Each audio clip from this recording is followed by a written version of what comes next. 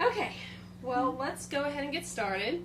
Hello, everyone. My name is Amy Reed. I am the curator at the Marietta Museum of History, and I have here with me today Miss Angela Sims, who is the founder of the League of Girlfriends and also a member of our Diverse Cobb Committee at the museum.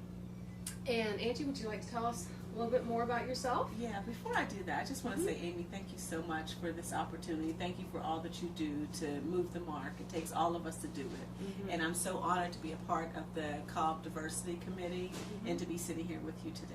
Thank you for being here. This is important. It's very important. Very important. So my name is Angie Sims. As Amy mentioned, I'm the founder of the League of Girlfriends. But I came to the Cobb Diversity Committee just an interested student of life, right? And I came upon an event they were hosting and asked a few questions about diversity in Cobb County. And she said, listen, we're always looking for people to help out. And I ended up being one of those people, so I jumped right in on that.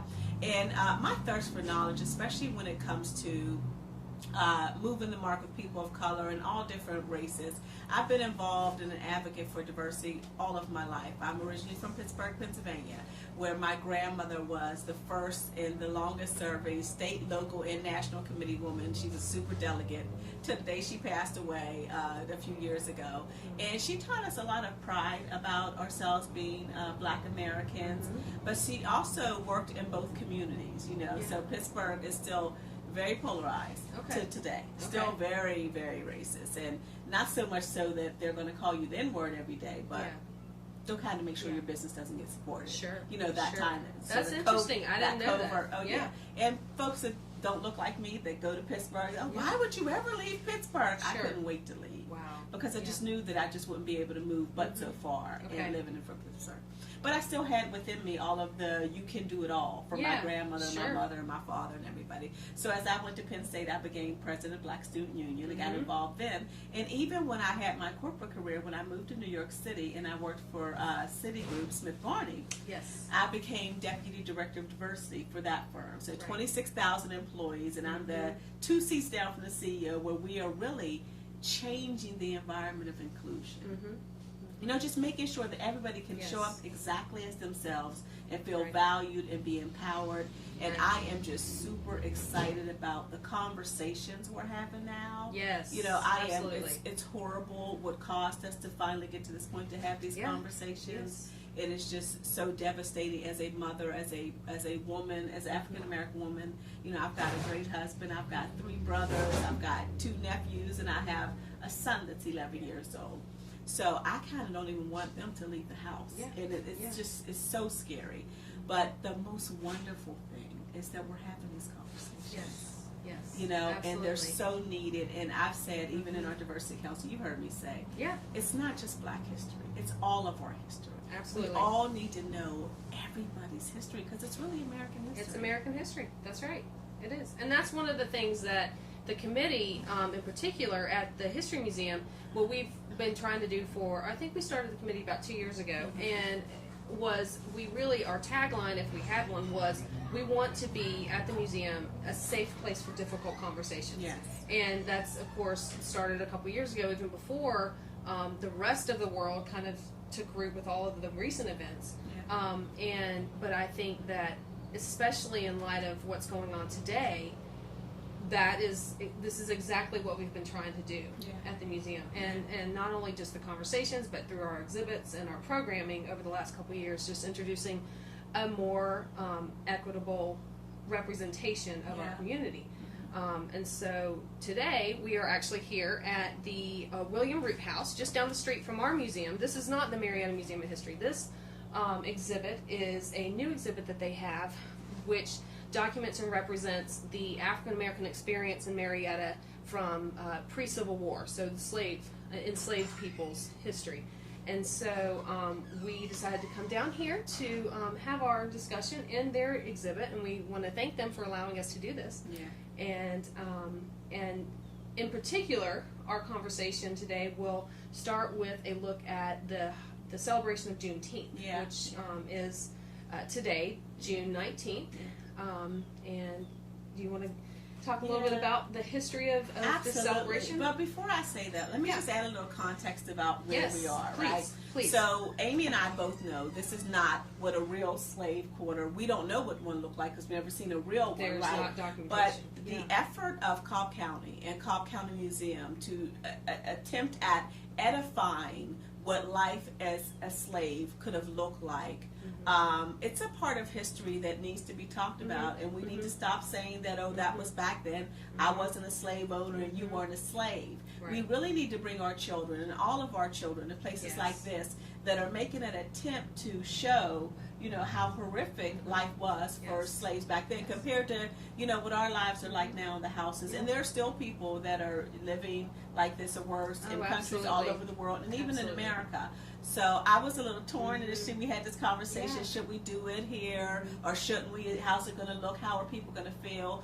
And us being in this environment is meant to attract people to say, come and teach your children. Right.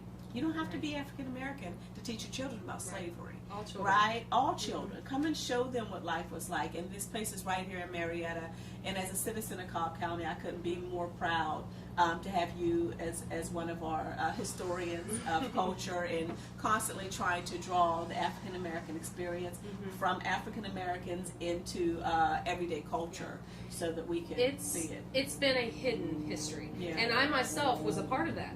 I've been at the History Museum for almost 20 years. And it wasn't, I'm ashamed to say, it wasn't until just a couple years ago that we started the Diverse Cobb Committee and really, really actively tried to have made, you know, efforts to make that a priority. And it is a priority at the museum. But, you know, for many years before, I did not do that. And I own that, and I'm ashamed of that. And so that's why from here on out, no, there's no decision on that. It's what we're doing. It's just allowing a conversation to take place and having your mind and your heart open to the fact that just because you think something, that even for me, and I talked about this with you a little while ago with my grandmother, when I came home from Penn State as president of Black Student Union, I was fighting the powerless, and she's like, whoa, whoa, whoa, whoa, yes, we will accomplish goals, but in different ways. And every generation's interpretation of our way to move forward gets different. And I'm just so proud of the young people out there, young people of all colors saying, this is our way. That's it. We're going to push the door down because we're sick of asking. Right. You know, so many of us have asked, so many of us have tried to kick the door down and got it slapped back in our faces. But we have people, all people, that are believing that Black Lives Matter, that are believing in the collaborative, that are believing that we need to protect our children, we need to educate our children in the same ways. I think we'll move much further. Absolutely. So let's talk about some Juneteenth. Let's talk about it. No, it all plays into what you were just saying. With every generation has had a different way of moving forward, of getting things done within the culture that they were in, the time period that they were in. There was always certain restrictions that it's hard for us to understand today. Some of why didn't they do this or do that, or why did they do things? But Juneteenth was the beginning for a lot of them of that. You know. So what is Juneteenth? So Juneteenth was initially called Jubilee Day. Okay. And the reason why is because freed slaves did not realize they were freed, at least in Galveston, Texas, did not realize that they were free for 2 years until after they were free. 2 years after Emancipation. After Emancipation. So Abraham Lincoln signed that January 1st in 1863, right? And it was 2.5 years later, on June 19th of 1865, right?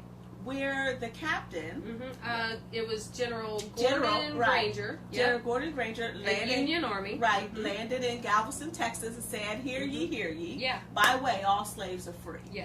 And listen, even though he made that announcement, some slave owners still didn't let their slaves know, because it was crop time. It was time to plant the harvest. And this is before the only mode of communication at this point is the newspaper, and enslaved people could read. Absolutely. So how were they to know? Absolutely. Yeah. So it's just it's a daunting thing. So it started out as a Jubilee Day where slaves were so happy and were finally free. And you know, a lot of so these were for states that were controlled by Union now because we had won the war, right? But there were still some states that weren't letting it free. But listen, eventually everybody got word. Right. Well, there were still some pockets of the South that were so isolated. Yes. I mean, there were no there was no union occupation of these smaller communities, and so they were still. Galveston, Texas was a perfect example of that because they were so away from the war. They were so sort of hidden that so many slave owners moved their slaves to Texas because it was sort of a quiet space, right, where nobody really talked about slavery, was outruled, you know. So it's a good point. Yeah, it's a horrible thing that you figure 2.5 years later you find out that you're free. So it turned into a celebration, and it was called Jubilee Day initially. And eventually the word translated, the celebration translated into Juneteenth. And year over year, you know, some years celebrations have been larger, but as early, I want to say as early as, and this isn't really early because we're talking about 1865 when this happened. When I looked on record at the states that actually acknowledged Juneteenth, I believe Texas was one of the first to acknowledge it as a holiday, 1980.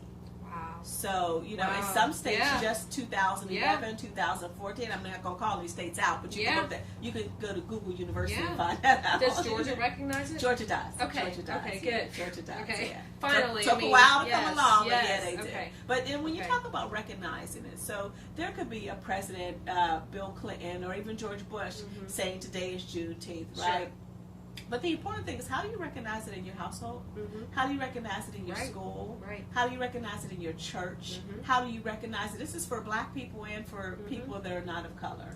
How do you recognize it, acknowledge it? And I think through, you know, the difficulties, the struggles with people of color against the current administration, I think it's actually added a lot more momentum behind Juneteenth. And that people are piqued interest, you know, and now more people, Black people and all people are like, what is this Juneteenth thing after all? And maybe we should have been celebrating. So last year, my husband and my son and I came to Marietta Square, and we actually celebrated Juneteenth right here at Marietta Square. And I was so looking forward to this year because before COVID, I was part of that committee of planning it. So when we're able to celebrate again in the way that we I think they're planning, the NAACP usually has that celebration and that festival in the square. I believe they're planning on doing it in the fall. So they're going to still do something. And then, so how was it ever celebrated in, you know, in Pittsburgh or anywhere? So although it's not just a Southern Texas thing. No. Juneteenth is celebrated all over the country. If you go on Google right now and see there are pockets of celebration. It could be Oakland, California. It could be Charlotte, North Carolina. You know, all states have their own versions, but it's not this global thing. It's not this. For example, the things we give for President's Day. There's our 4th of July. Because really, if you think about 4th of July, Juneteenth should equate. It is our independence. It's not. That's not your independence, or not you personally, but it was not. So Juneteenth is our independence. July 4th is America's independence. But why shouldn't Juneteenth equate to 4th of July? That's true. That's very controversial. It's the same reason for celebration. Really. Absolutely, it's a freedom. Absolutely, it's a freedom. Absolutely, and absolutely, Independence Day was not a freedom for all people. Right. Not at all. Yeah. That's a good point. What do you think the celebrations that we'll have this year, even though they're limited in scope because of our COVID, what does that mean for everyone today? What should the world, Black and white, take from the celebration today? That what can we take from it? How can we benefit from recognizing this celebration? So I think that as a collaborative, what we can do is understand. The first thing we have to do is educate our children. I talked to one of my girlfriends on the way over here, and we're both Black. I said, what are you going to do for Juneteenth? I don't know. I've never really, you know, and that's so many of our stories, you know, because we get used to these commercialized holidays that we put everything into, all of our money, all of our celebratory energy into these commercialized holidays, when there's so many other significant days, things for a Women's Voting Rights Act, you know, all different things that we should be celebrating of all different cultures, sexual orientations. You know, we should be celebrating so many more than that. What do we celebrate? 7 to 9 national holidays a year? Yeah. But we should start with the education. What is Juneteenth? And what does that mean that all people are free? Because 4th of July, we weren't all free. And what does the world look like if we all, imagine if we all had the exact same opportunities. And on the outside it might look like we do, but we pretty much know we don't. And we see it over and over again how the disparities are treated, whether it's housing, whether it's schooling, whether it's you know, rights to loan, whatever it is, you know, the disparities are there. But what can you do, whether you're in a corporate position, whether you're a teacher, what can you do personally, even in your family? What are conversations you're having around the dinner table? Can you have more conversations that elevate the African American experience and that elevate Black people at large? You know, that's where it should start, with the conversation. This is why a place like this is so important. Yeah, absolutely. Because people, like I said, they can bring their kids here and say, I want you to understand how different life was, and go show them one of the mansions and what, you know, somebody, you know, the differences. The vast differences. The vast differences. The Root House, which is just next door, the William Root and his family, who were white, and they weren't even necessarily considered wealthy, but still, the differences you see. Absolutely. Yeah. And you know, a lot of people think, like, I live in a pretty nice community in Acworth, but so a lot of people say, well, you live in that big house and there can't be racism anymore because we have Barack Obama. And it's just not so. There are so many institutionalized racist tactics and just unconscious biases. How, you know? Well, and in thinking along that line of thought, do you have any opinions on, okay, so Juneteenth, for a lot of people, it's a celebration of freedom. However, we know that it really wasn't a true freedom. And it really wasn't a true equality, justice. You go into, you know, the Jim Crow era, and even past that, into the 80s and 90s and today. It truly, so, you know, what is that? I guess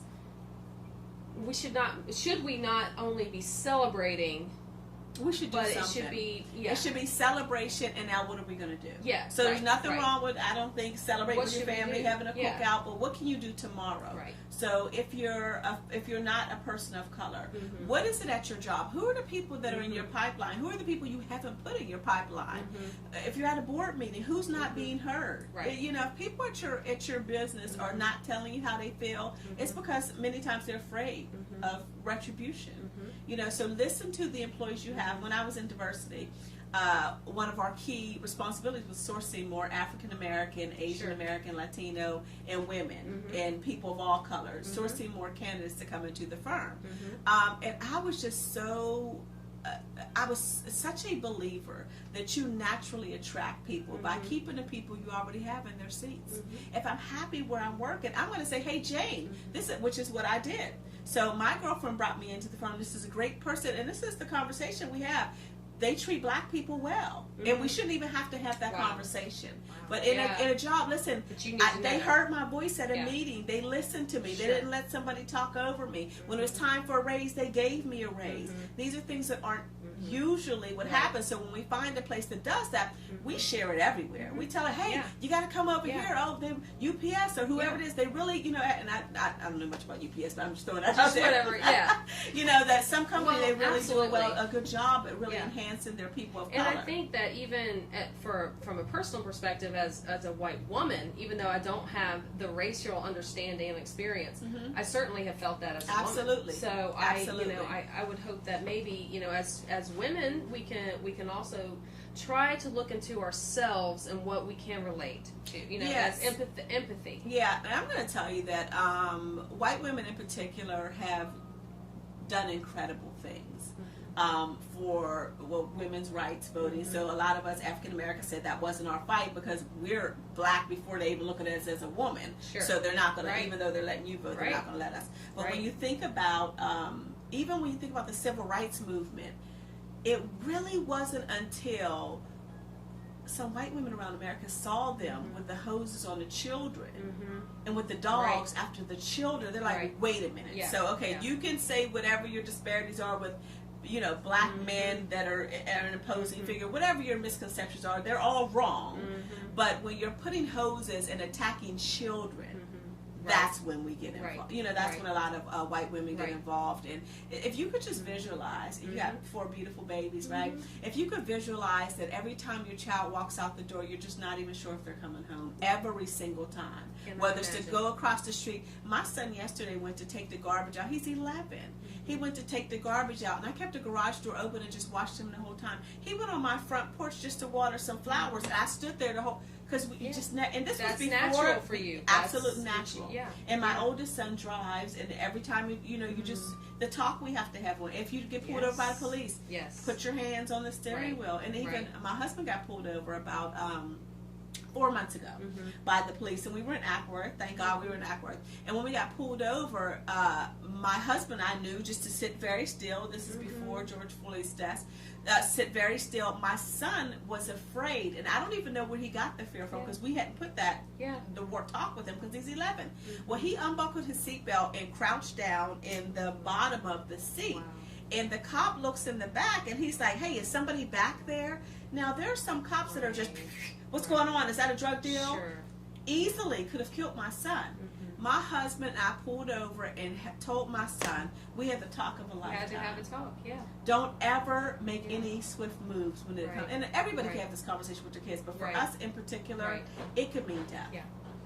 And absolutely. And I think, and you don't know. That's just it. You, as you said, you were lucky the officer, I'm assuming. Oh no, he just gave my husband. We had a front light out, and he had no way. This officer in particular had no way of knowing that we were people of color when he pulled us over. But so many people do target. Oh, there's a black person. This officer had no way of knowing we were black people when he pulled us over, and just treat us like we should have been treated. You know. Well, what do you think? And this is just a it's a opinion, but. What do you think the people of Galveston who, in 1865 found out they were free, if they could look down on us today, and how do you think they would feel about the world today? Do you have any opinion on that? I would say, so I read a story the other day, and I don't remember the gentleman's name. He was one of the last cataloged or reported on the last slave ship that came over from Africa, right? And he had, I forget who it was. Was it Nina? Somebody did an interview. Zora Neale Hurston, who's a beautiful, famous black author. She did an article on him. She interviewed him, but they didn't release it until recently. And he was one of the last people to come over on a slave ship. And he talked about how when he found out they were free, he went to the slave master and said, "Hey, man, listen, I've given you all this free labor. Can you at least give me a house? Can you at least give me a cattle? Can you at least give me a little piece of your land?" And the slave master said, "No, I treated you good as a slave. I never did this, and no, I'm not giving you anything." And how devastated he was, because he had no way to get back home. He and a bunch of them had come from the same spot in Africa, and they wanted to go back home, but there was no way to get back home. And when he sort of got together with a few other folks, and they developed what is now called Africa Town. And I believe it's in Alabama, and it's still there. And there's African Town residents, the generations down. It's called African Town, and that's the town that they developed because they worked and they saved their money to build this up as a collaborative to do that. And so the hard work he put into that to make sure that they had their own. When you think about how many of our dollars don't stay in our black community, and how just it would be awesome if we could just work closer together. I hate the fact that we're having a protest and why we have to have them still in 2020. But the collaborative of the people working together, having peaceful protests, and working together, making sure if that momentum could be galvanized into communities building together. And really, honestly, if we could just get one example I always like to use is that people used to get really mad about affirmative action. Oh, well, you got affirmative action. Let me tell you, affirmative action was just making people do what they should have been doing. Instead of picking your golf buddy's best friend's son, you can't. Pick an African American. It's just making you think outside of your immediate family box, the folks that you're comfortable with, right? So just like that, if America could give us the equal that we deserve, I think we wouldn't have a problem. And to that end, I think that people like this gentleman will probably look down on us and say, we got more work to do, but we all have more work to do. You know, we have been trained to want and desire after things that are material that aren't really important, when we really should be focusing on families, all of us, of all races. You know, and the human race is the most important. Absolutely. And I mean, I would hope that, you know, the people of that time would look and say, even though it's been, you know, 2 steps forward, 1 step back, or maybe opposite, maybe 1 step forward, 2 steps back, we're still, I think there are so many people who still want to move forward. And I think together, like you said, you know, hopefully this momentum we can take it and we can move forward and keep this ball rolling. I know at the Marietta Museum of History we are dedicated to keeping that ball rolling and keeping the conversations happening. And we appreciate that, every single one. I mean, when I first moved to Georgia, it was about 6 years ago. And as I mentioned, I was a corporate girl, so I had, you know, tunnel vision. Everything was about career and making money. And my husband told me, I was working in New York City, my husband told me, the people down here are really nice. I was like, yeah, right, whatever, we'll see. And when I came down here, people were genuinely nice. Like, all people were genuinely nice. I even began to say to people that weren't from down the South, my dad kept on saying, it's still Georgia, don't forget that, it's still Georgia. And I would see people, there could be somebody with a Confederate flag on their truck. A gentleman, I was driving to Mississippi, a gentleman in Mobile, Alabama. I've never been in Alabama. I had to pull over to a rinky-dink gas station where funny things I'm sure have happened in the past. And we're it was all just me. scared to go to those gas stations. So but it was bright daylight, but you just never know. But there was a gentleman in a pickup truck that had a Confederate flag on it. He spent 3 hours fixing my car and would not even take $20 from me. And to so many people, the Confederate flag to them is just their history, but they have to understand what that history means to us. That it meant that slavery must go on. This is our way of life. So if your way of life is dependent on having, and I'll use this term, your foot on someone's neck, what way of life is that?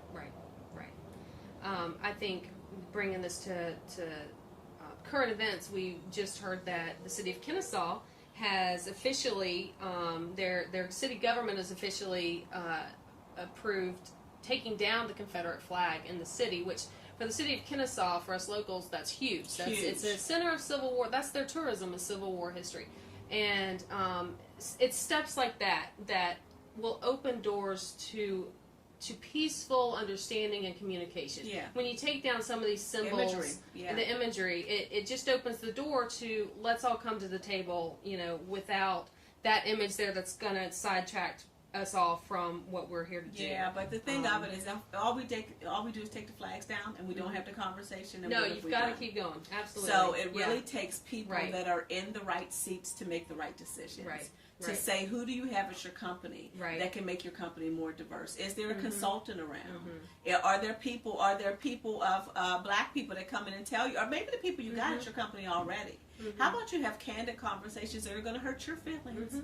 You know, because you don't realize that our feelings are hurt all the time, Just having, if we just take the flags down and we just take the symbol and we've just marched, and not just, because these are huge things. Absolutely. And I am I've always been a fan of Kennesaw. I live in Ackworth, and I love my mayor, Tommy Allgood. But listen, I'm in constant conversation with the sheriff for Kennesaw. He and I talk over LinkedIn. I don't even know how that happened, but we talk back and forth over LinkedIn.